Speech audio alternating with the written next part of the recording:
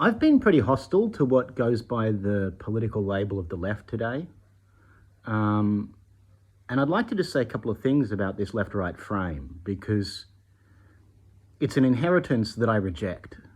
Um, it's not that left versus right isn't meaningful. It goes back to the French Revolution, and it's about progress versus tradition and a sort of ideal, a kind of religious ideal of equality versus a sort of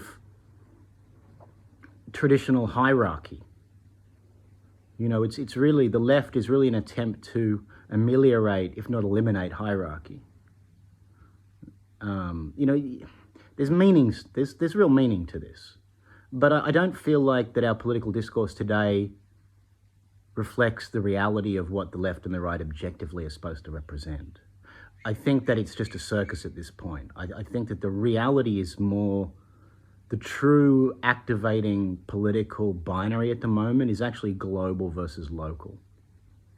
And the highest hegemonic forces in civilization are actively resisting this frame.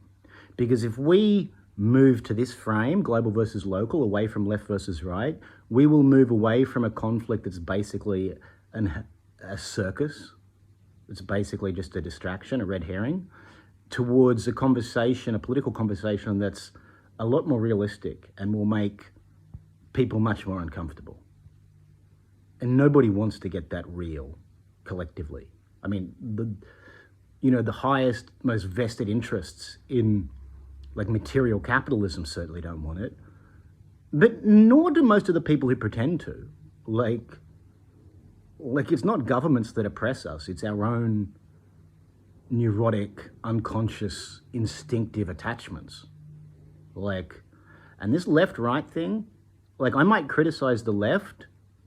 It's like I'm not criticizing the ideals of the left. I just think we have a Frankenstein's monster at this point, as the left wing in mainstream politics. And I don't love the right, it's just the lesser evil for me at this point. What I want more than anything is to see the end of this empty left-right discourse. And frankly, even insofar as the left-right discourse is legitimate, it only goes back to the French Revolution. It's not like black and white, up and down. It doesn't have this metaphysical absoluteness that like hot and cold does, like good and bad. The very frame itself privileges middle-class values.